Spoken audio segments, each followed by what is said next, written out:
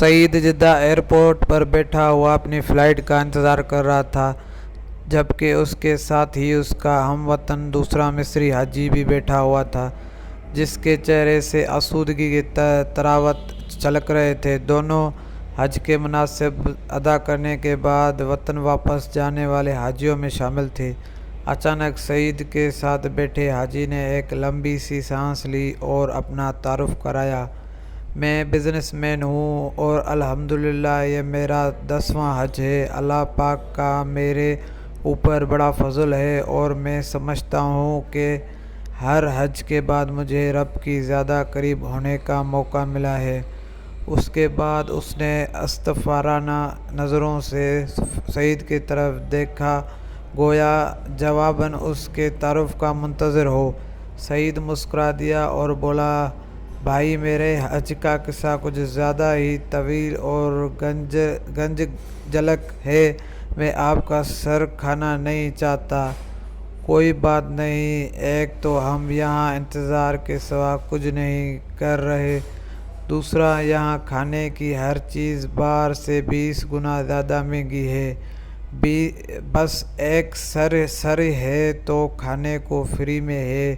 دوسرے حاجی عبدالباری نے ہنستے ہوئے کہا۔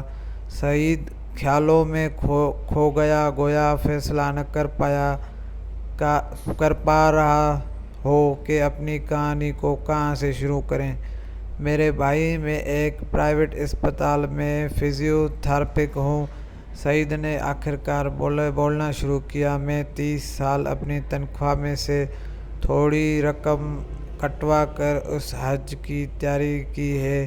اس سال میرے حج کے اخراجات پورے ہو گئے تھے، جنہیں میں اسپتال کے فنانس ڈپارٹمنٹ سے لے کر نکلا ہی تھا کہ ایک خاتون کو دیکھا جس کا بیٹا ایکسیڈنٹ میں تقریباً معذور ہو گیا تھا، مگر پچھلے 6 ماہ میں میری انتھک محنت اور پیار اور شفقت کی وجہ سے وہ 50% ٹھیک ہو گیا تھا، جبکہ امید تھی کہ مزید 6 ماہ کے بعد وہ مکمل صحت یاب ہو جائے گا۔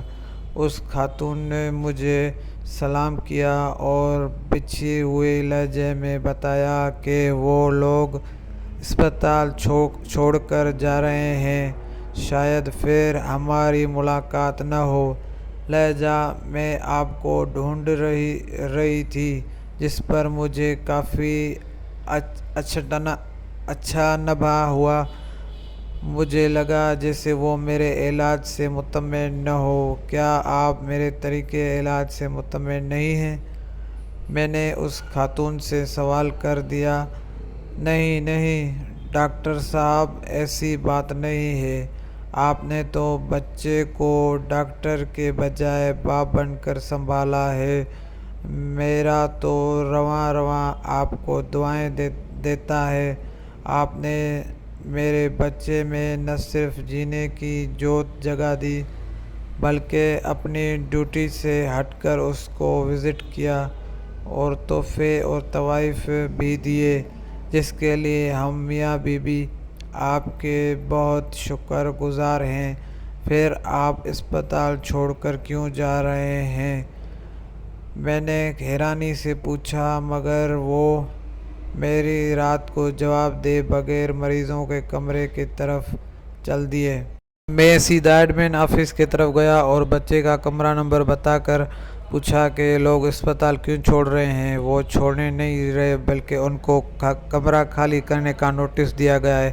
لڑکے کے والد جاب سے فارغ کر دیا گیا ہے، جس کی وجہ سے وہ لوگ اسپتال کے چارجز دینے کے قابل نہیں، لہذا ان کو کمرہ خالی کرنے کے لیے کہہ دیا گیا ہے۔ میں وہاں سے مینیجر صاحب کے آفس میں گیا اور ان سے درخواست کی کہ بچے کو علاج جاری رکھنے کی اجازت دی جائے، مگر میری بات ابھی پوری بھی نہیں ہوئی تھی کہ مدیر نے نہایت رخائی سے کہا کہ سعید، یہ ایک پرائیویٹ اسپتال ہے، کوئی چیریٹی ادارہ نہیں ہے، یہاں وہی علاج کرا سکتا ہے جو اخراجات کی سکت رکھتا ہے۔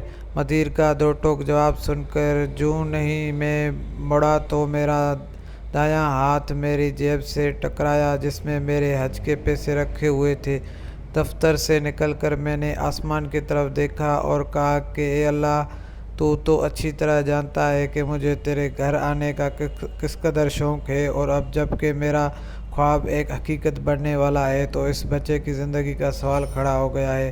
اے اللہ، میں مجبور ہوں مگر تو بے نیاز ہے۔ میں نے حج پہ نہ آ سکا تب بھی مجھے اپنے فضل سے محروم مت کرنا۔ میں وہاں سے سیدھا اکاؤنٹنگ آفس سے آیا اور اس بچے کو اگلے 6 ماہ کے اخراجات جمع کرا کر اس کے ڈسچارج آرڈر کینسل کروا دیے۔ الحمدللہ میرا دل سکون سے بھر گیا تھا، مگر حج پہ نہ جا سکنے کی کسک اپنے جگہ تھی۔